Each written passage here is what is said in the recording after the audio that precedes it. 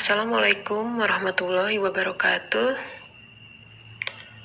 Kali ini kita akan membahas materi kelas 7, lebih tepatnya yaitu tentang ekosistem. Satuan-satuan ekosistem. Yang pertama itu individu. Individu adalah satu organisme. Contohnya seekor monyet, seekor semut, seekor kijang, dan yang lain-lainnya. Yang kedua yaitu populasi. Populasi merupakan sejumlah individu sejenis yang menetap di suatu daerah pada waktu tertentu. Jadi contohnya ada 3 ekor gajah. 3 ekor gajah ini kan sejenis ya, lebih dari satu, maka ini bisa disebut dengan populasi. Contoh yang lainnya, 5 ekor kambing sedang makan rumput. Itu juga bisa dikatakan populasi. Kenapa? Karena ada 5 ekor kambing, berarti kambing itu kan sejenis, jadi bisa disebut dengan populasi. Untuk yang ketiga yaitu komunitas. Komunitas adalah seluruh populasi yang hidup bersama dalam suatu daerah. Contohnya, populasi rumput, populasi serangga, populasi rusa, dan populasi harimau yang tinggal di suatu daerah secara bersama-sama. Untuk yang keempat yaitu ekosistem. Ekosistem adalah interaksi antara anggota komunitas dengan benda yang tak hidup. Jadi di sini antara biotik dan abiotik. Untuk ekosistem terbagi 2. Yang pertama, ekosistem alami.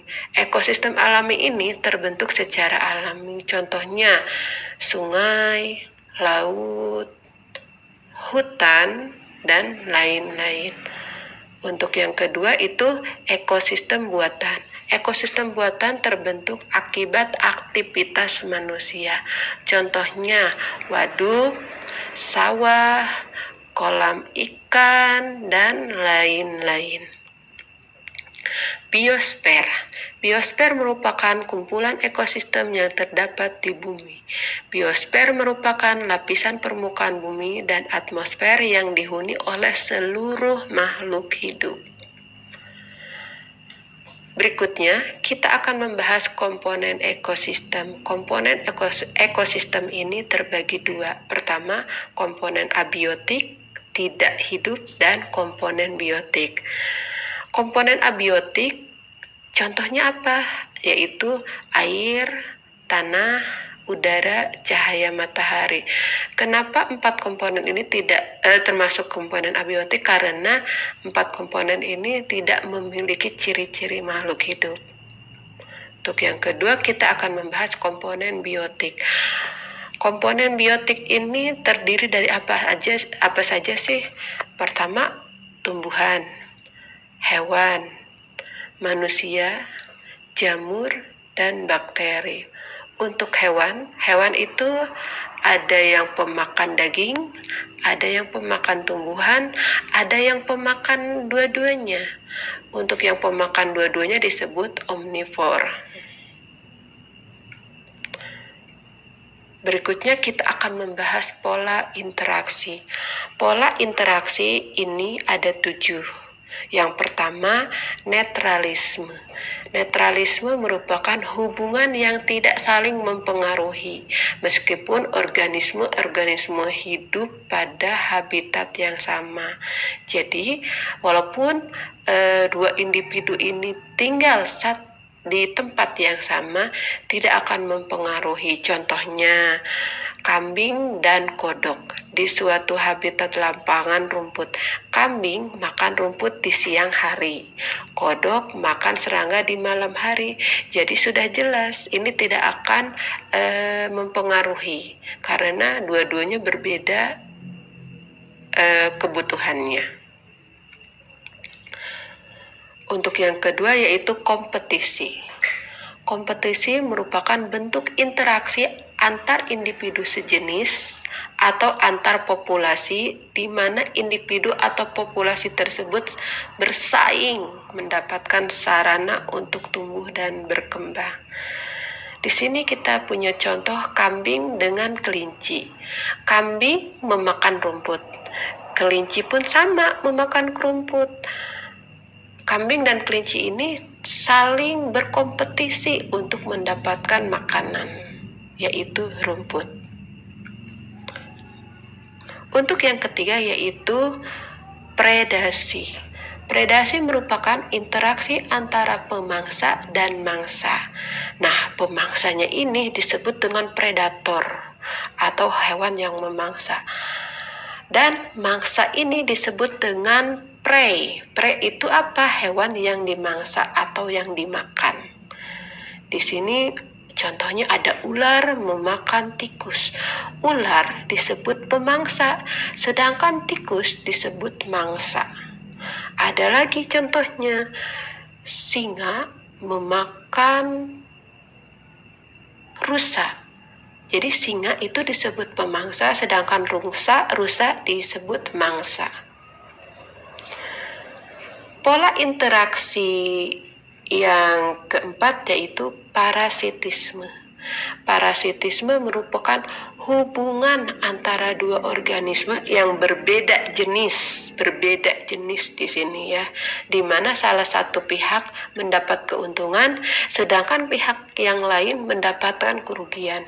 Jadi yang satu untung, yang satu rugi. Contohnya antara pohon dengan benalu. Jadi pohon ini dirugikan, sedangkan benalu ini yang diuntungkan. Untuk pola interaksi yang kelima yaitu mutualisme. Mutualisme ini dua-duanya mendapatkan keuntungan. Jadi interaksi ini saling menguntungkan kedua belah pihak. Jadi dua-duanya sama-sama diuntungkan. Para pasangan organisme ini disebut dengan inang dan simbion. Contohnya kerbau dengan burung jalak. Kerbau kutunya dimakan sama burung jalak. Jadi kerbau keuntungannya apa? Kutunya hilang, dimakan sama burung jalak. Kalau burung jalak apa keuntungannya? Keuntungannya itu burung jalak ini dia mendapatkan makanan yaitu kutu. Sama dengan bunga dan lebah. Bunga diuntungkan, kenapa? Dia dibantu penyerbukannya sama lebah. Sedangkan lebah juga mendapat keuntungan. Apa keuntungannya? Mendapatkan makanan dari bunga. Pola interaksi yang keenam yaitu komensalisme. Komensalisme ini merupakan interaksi hanya menguntungkan satu pihak, sedangkan pihak lain tidak diuntungkan maupun tidak dirugikan. Jadi yang mendapatkan keuntungan hanya satu dan yang satunya tidak diuntungkan dan tidak dirugikan. Contohnya ada ikan hiu dengan ikan remora. Ikan hiu itu sisa makanan ikan hiu itu potongan-potongan yang hasil makanan ikan hiu itu dimakan sama ikan remora. Jadi ikan hiu di sini dia tidak merasa dirugikan dan tidak merasa diuntungkan, tapi yang diuntungkan siapa di sini?